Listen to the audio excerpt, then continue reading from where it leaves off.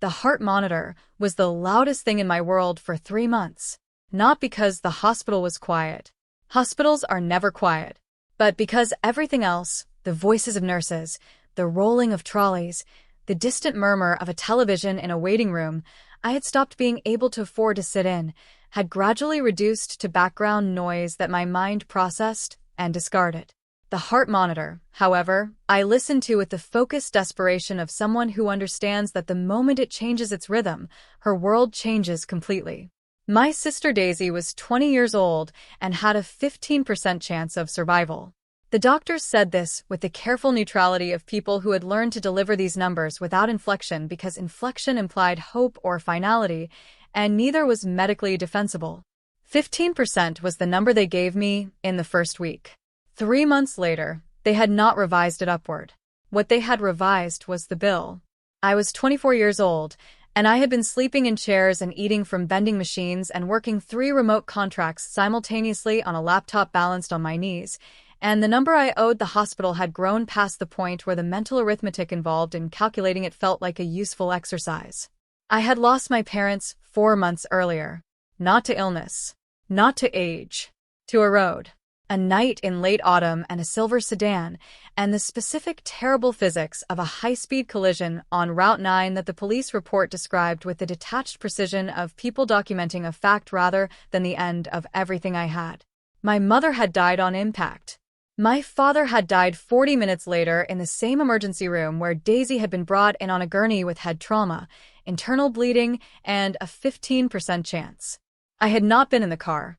I had been at the library, working on an assignment that no longer seemed relevant to anything.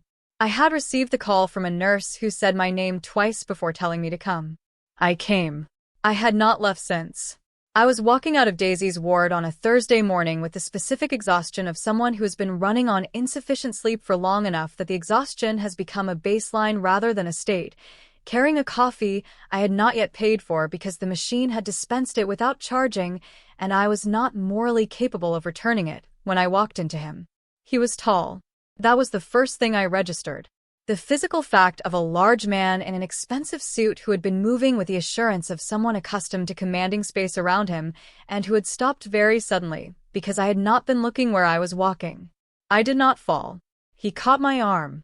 His hand on my arm was reflexive and precise, the grip of someone whose body reacted faster than a person without sight usually manages, and then I understood the white cane in his other hand. I am sorry, I said. I was not paying attention. He said nothing. He was very still in the way of someone listening rather than simply hearing. Are you all right? I said. His head tilted very slightly. The specific movement, I would learn later, of a man whose hearing had become his primary tool for constructing an understanding of his immediate environment. You're breathing, he said. His voice was low and controlled, and carried the specific quality of someone who is accustomed to speaking in a register that required attention.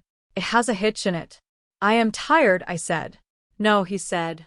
He was still very still. Not tired. Afraid. I looked at him. His eyes were open. Dark. Looking in my direction, without quite finding me in the way that eyes with vision find a face. Yes, I said. Because there was no point being otherwise, and because I was too exhausted for social performance. His jaw moved. Not words. A small adjustment. A man appeared at his elbow. Suited. The specific positioning of someone whose job was to be present but not intrusive. He handed me a card. Mr. Salvatore does not believe in charity, the man said. He believes in contracts. If you are interested in a conversation, be at that address tonight at midnight. I looked at the card. I looked at the man with the cane. He was already walking away, moving through the hospital corridor with the unhurried certainty of someone whose direction was decided and whose body knew the path. I looked down at the card. I looked at the number on my phone from the hospital's billing department that I had not been answering for 4 days. I put the card in my pocket. The Salvatore estate was a house designed for a different kind of darkness than the one its current occupant lived in. High ceilings. Deep colors. The architecture of a man who had once understood that space communicated power and had built accordingly. Now it communicated differently. The absence of small objects on surfaces. The consistency of pathways was kept clear. The specific thoughtfulness of a place organized for navigation by touch and memory rather than sight. I arrived at 5 minutes to midnight. He was already in the room when I was shown in, standing at the window, his back to the door in the way of someone who cannot use the window for its visual purpose, but for whom standing at a window remains a habit the body has not abandoned. He turned when I came in, not toward the door, toward me specifically. He had heard my footsteps. "You came," he said. "I need my sister to live," I said. "I would have come further than this." He turned back to the window. "Sit down, Hazel," he said. I sat. "I know who you are," he said. "I have known since the hospital." I waited. "I am offering a contract," he said. 2 years. Legal marriage. All medical expenses for your sister covered in full. Her ongoing care is guaranteed. Your debts cleared. A monthly arrangement for the duration. "What do you want in return?" I said. "You will accompany me in professional and social contexts," he said. "You will describe what I cannot see in rooms that require my assessment. You will present as my wife to the people whose opinion of my stability affects my organization." He paused. "And you will not ask about my past." "There are things that are better left dark. That is not negotiable." I looked at his back. "Why me?" I said. Specifically. He was quiet for a long moment. "Because you are afraid. And you came anyway," he said. "That is a quality I require."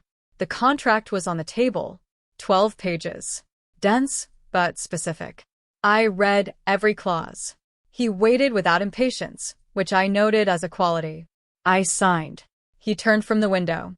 He crossed the room, and he reached for the table, found the contract, and then found my hand, which was still near the pen, and his fingers closed around it briefly. His hand was cold. His voice, when he spoke, was not. "Don't let me fall," he said. Not as instruction. As something considerably more honest than instruction. I looked at his face. At the dark eyes that held my direction without finding me. "I will try," I said. I learned to describe the world differently. Not by colors and shapes, which were the obvious vocabulary, but by texture and temperature and the specific sensory qualities that carried information beyond the visual. He had told me in the first week that color was the least useful descriptor for someone who had not seen in 8 months. What he needed was inference. What the room communicated about the people in it. Whether the man in the corner was relaxed or calculating. Whether the woman at the door had come with something specific in mind. I had not known I was observant until someone needed me to be. I sat beside him at his first board meeting on the 15th day, and I described the room before anyone spoke. The seating arrangement. Who had arrived early and positioned themselves where. The quality of attention from each direction. I spoke quietly, my mouth close to his ear, and he sat at the head of the table and processed what I gave him and used it with the specific precision of a man who had spent decades reading rooms and simply needed his instruments recalibrated. He was not diminished. That was what surprised me most. The blindness had taken his sight. It had not taken the authority. When he spoke, the room responded the way rooms respond to people who have earned the right to be heard, not because of volume but because of weight. He knew I was watching him. He could tell from the quality of my stillness. "What are you thinking?" he said one evening. We were in the library. I had been reading to him and had stopped mid-sentence. "That you are not what I expected," I said. "What did you expect?" "Something broken," I said honestly. "I expected someone diminished by what happened to them." He was quiet for a moment. "I am," he said. "I am simply better at not showing it than most." I looked at him in the lamplight. "I know," I said. "I recognize it. I have the same skill." Something shifted in his expression. The specific small shift of a person encountering something they did not anticipate. Elena arrived on the 19th day. She was the specific kind of beautiful that requires maintenance and uses itself as a weapon. She came into the house with the ease of someone who had once had the right to enter freely and had not accepted that this right had been revised. She found me in the sitting room, and she looked at me with the assessment of a woman measuring a replacement. "He brought in a charity case," she said. "How creative." I looked at her. "He brought in someone useful," I said. "Which is a different category." She smiled. The specific smile of someone who has decided that patience is the correct strategy. Charles came in from the corridor. He had heard her voice. "Elena," he said. His voice carried something that was not quite a warning but occupied the space adjacent to it. "This is the last time you enter this house without an appointment. I wanted to meet your wife," she said. She is charming. In a provincial way. "Leave," Charles said. She left. But at the door, she turned and looked at me with a specific expression of someone who has a card they are not yet ready to play. I went to find something for Charles's evening medication. I found the police report in the hidden compartment of his desk 3 days later. Not deliberately. Looking for a pen. A false back panel that had shifted slightly. Inside it is a folder. My family's names at the top. Route 9. The date. The silver sedan. My hands went completely still on the folder. I placed it back. I placed the false panel back. I went to the kitchen, and I stood at the counter for a very long time. He fell for my voice before I understood what falling looked like from his side. I knew he was listening to me differently by the 6th week. Not listening for information. Listening for me specifically, the way you listen to music you have decided you need rather than music you simply appreciate. He could tell my mood from the pace of my sentences. He said this once, matter-of-factly, the way he said most things that would have been significant coming from someone who had learned to perform significance. "You are anxious today," he said at breakfast on a Thursday. "I am always anxious," I said. Not like this, he said. "Your sentences are shorter. You are not finishing the thoughts." He reached for his coffee with the confidence of a man who had memorized the geography of every surface he used daily. "What is it?" I thought about the folder. About my parents' names on a police report in the desk of the man I had married. "Nothing I cannot manage," I said. He was quiet for a moment. "The accident that took my sight," he said slowly. "It happened on Route 9. In late autumn." I put my cup down. I looked at his face. "I know," I said. Because I did know. I had known since the police report. I had known since Elena's specific expression at the door. "I was losing my vision before it happened," he said. Episodes of sudden blurring that I had not told anyone about because, in my world, admitting a medical vulnerability is a form of death. He paused. That night, the blur came without warning, and I could not correct it in time. He said nothing about the other car. He said nothing about my parents. I sat at the breakfast table with my husband, who had killed my parents by not telling anyone his eyes were failing him, and I thought about whether he knew that I knew, and I could not determine it from his face. "Elena," he said. "She told you something." "She asked me about Route 9, I said carefully. He was still. "She has her own reasons for everything she does," he said. "Do not trust what she gives you. Information from Elena always has a price attached that you see only after you have already paid it." I looked at him. I thought about the folder. About the way a false panel shifts when it has been accessed too many times. "Charles," I said. "Yes." I almost said it. The whole of it. Every part of what I knew and what I needed him to confirm. I did not. Because I needed more than a confession. I needed the truth, which was a different category, and the truth required time I had not yet had. "Nothing," I said. He looked in my direction. He knew I had stopped before the sentence I had been building. He did not push. The rival's name was Drayden Voss.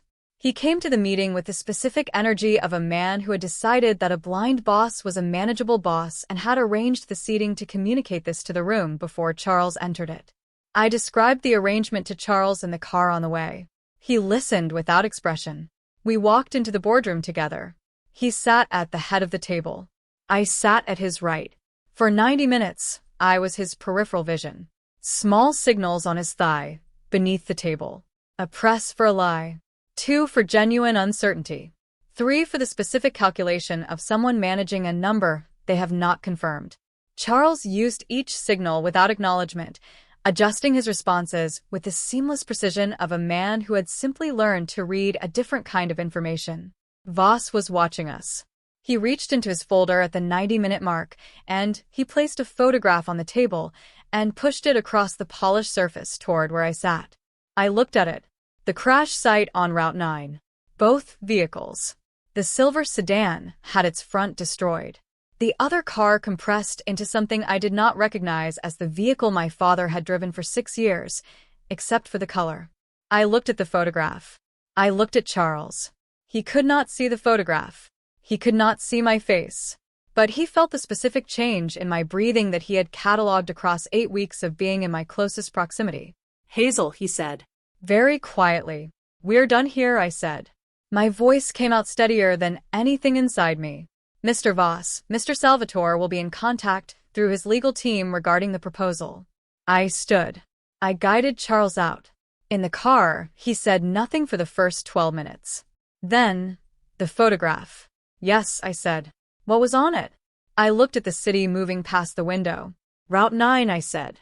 The accident. He was completely still. Both cars, I said. The silence in the car was the silence of something enormous being held very still by two people simultaneously, for different reasons. I found Elena's documentation in the 4th month. Not from her. From Charles's security team, who had been building a file on her since before I arrived, and who showed me what they had assembled because Charles had asked them to show me everything they had in the event that Elena made a move he had anticipated was coming. She had been in his life for 6 years. Her family's destruction had been a consequence of a decision made by the Salvatore organization 12 years before I entered the picture. She had found her way to Charles deliberately, patiently, with the specific long-game strategy of someone who had decided that revenge was worth whatever the investment required. She had been poisoning him for 14 months before the accident. Not dramatically. Microdoses of a compound that produced neurological symptoms. Intermittent vision loss. Episodes of spatial disorientation. Symptoms that could be attributed to stress or fatigue by anyone, including Charles himself, who had been attributing them to exactly that and had not consulted a doctor because admitting vulnerability in his world was a form of death. The crash on Route 9 was not an accident in the simple sense. His vision had blurred because Elena had poisoned him. My parents had died because Elena had poisoned him. I sat with this for a long time. Not with the specific forgiveness arriving as revelation experience that grief sometimes produces. With the complicated ongoing assessment of someone who is holding two true things simultaneously and finding that neither cancels the other. Charles had killed my parents. Elena had caused it. Both of these were true. I went to find the recording. The black box data from Charles's car had been retrieved by his team after the accident, obtained through channels I did not ask too many questions about. The audio was 47 seconds long. I sat in the library with headphones, and I listened. The sound of impact. Then Charles's voice, wrecked and urgent, saying words that came out in the specific broken sequence of a man whose body is responding to shock while his mind is trying to function. Find them. Check the other car. Find the girl. Make sure the girl is safe. Then to someone else on a phone. There are people in the other car. Get ambulances to Route 9. Both cars. Now. Then silence. Then the sound of sirens arriving. I sat in the library for a long time after the recording ended. He had tried to find me. He had not known who I was. He had not known that the girl in the other car would end up in his hospital months later. But he had tried to find me in the immediate aftermath, and his first words after the impact were about the people in the other car. I thought about the folder on his desk. He had found out who we were afterward. He had assembled the report. He had carried it in the hidden compartment of his desk for months. He had married me, knowing full well who I was. Not to hide evidence. To atone. Elena timed it perfectly. The annual gathering of the organization's senior figures was the event she had been waiting for. I understood this only in retrospect. At the time, I understood only that she had chosen the room with the maximum number of witnesses and the maximum potential for damage. She had been in the room for 20 minutes before she moved. She came to where Charles and I were standing, and she looked at me with the expression that had been building since the first time I saw her at the house door. Has he told you, she said, what he was doing on Route 9 on the night in November when 2 people died? The room shifted its attention. Elena, Charles said. His voice carried the warning that was not quite a warning. She deserves to know, Elena said. He chose you specifically. Not because of your strength. Because of his guilt. You are his conscience. His walking penance. He married the daughter of the people he killed. I looked at Charles. His jaw was locked. He was not denying it. I know, I said. Elena looked at me. I have known for some time, I said. I know about the compound you administered to him over 14 months. I know about the vision episodes it caused. I know about Route 9. I looked at her directly. I know about your family and what happened to them 12 years ago and why you chose this method of response. I paused. You destroyed two people who had nothing to do with what was done to your family. And you did it to the man you were using as your instrument, without his knowledge or consent. Whatever the Salvatore organization did to yours, the people in that other car were not responsible. The room was completely silent. Elena looked at me. Then she looked at Charles. She left. Not dramatically. She simply turned and walked out with the specific movement of someone who has played their card and found that the hand it was meant to win had already been played by someone else. Charles found my hand. In the middle of the room. In front of everyone. He reached for where my hand was with the specific accuracy of a man who had memorized the space I occupied relative to him, and his fingers closed around mine. I should have told you, he said. I've been trying to find a way to tell you since the night in the hospital when I recognized your breathing. I know, I said. I am sorry for your parents, he said. I will be sorry for the rest of my life. That is not enough. I understand that it is not enough. No, I said. It is not. We stood in the middle of the gala, with his hand around mine. But it is true, I said. And I am tired of things that are not true. He collapsed 4 days after the gala.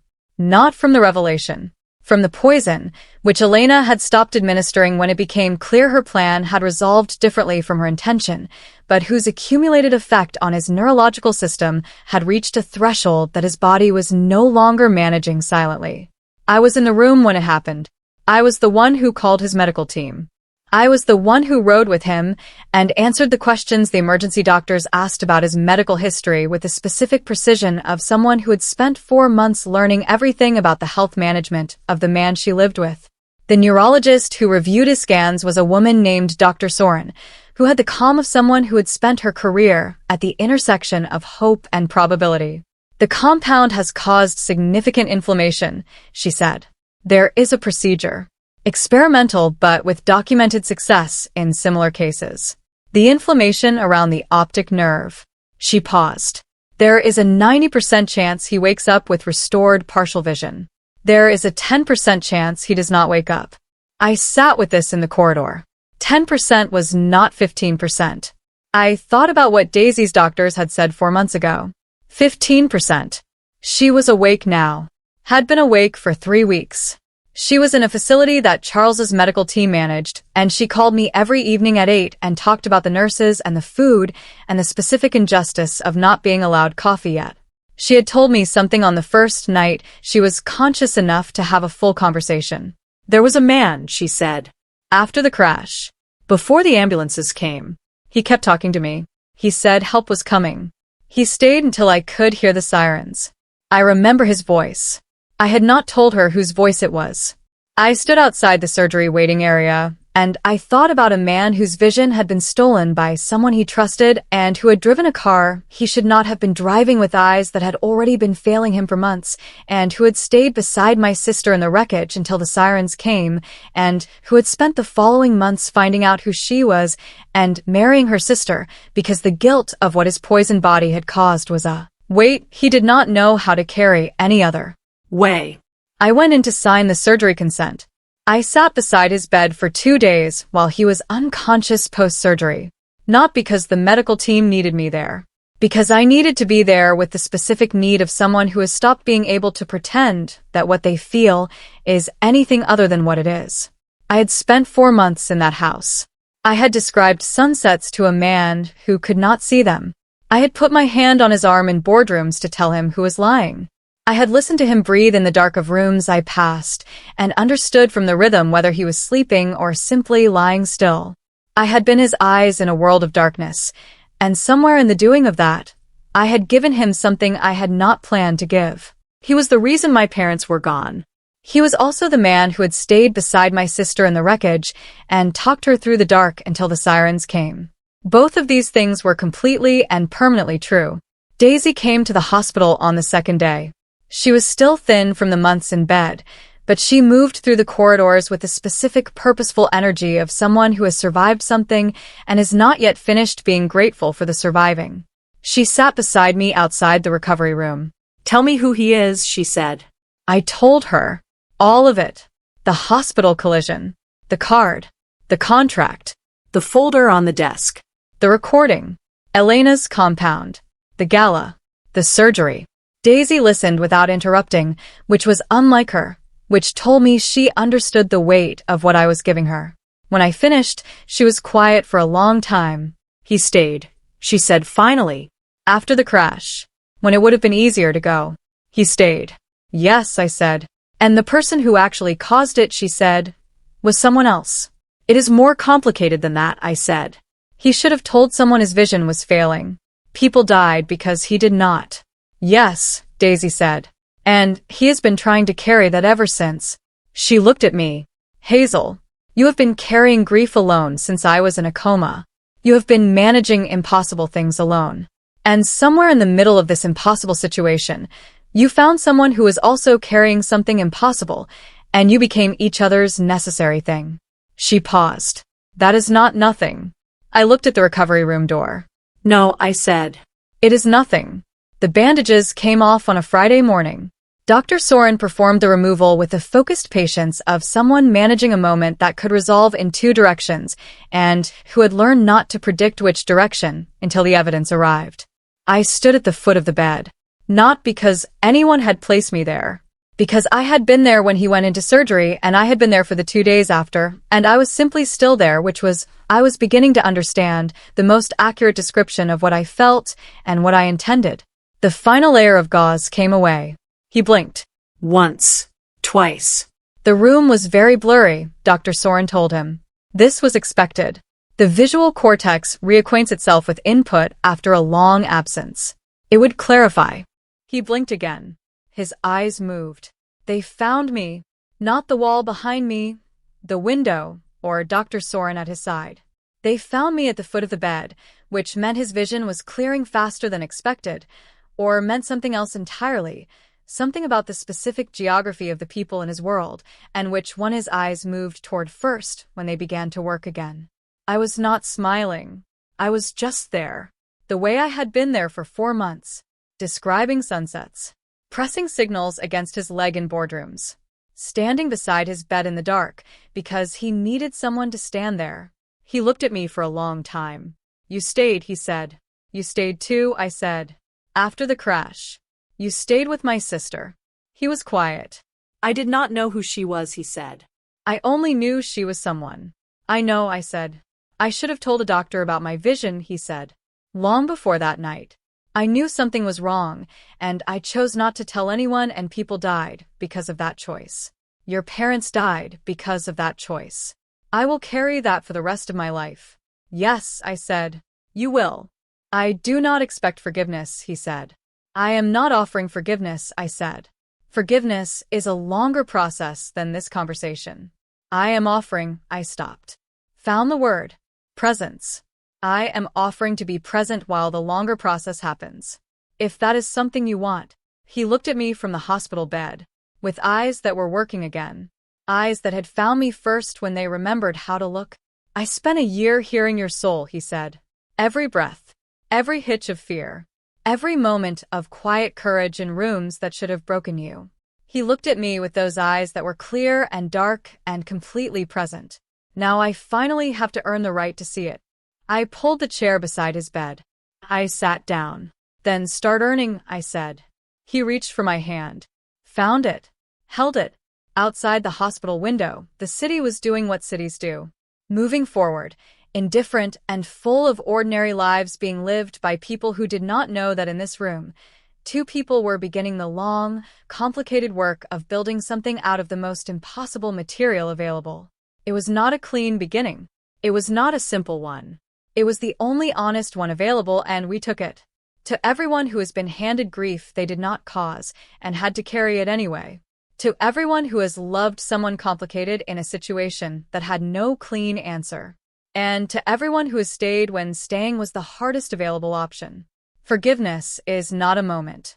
It is a direction. You do not arrive at it. You simply keep walking toward it. If this story reached you, please like, share, and leave a comment below. Tell us which moment stayed with you longest. Take care of yourselves. We will see you in the next story.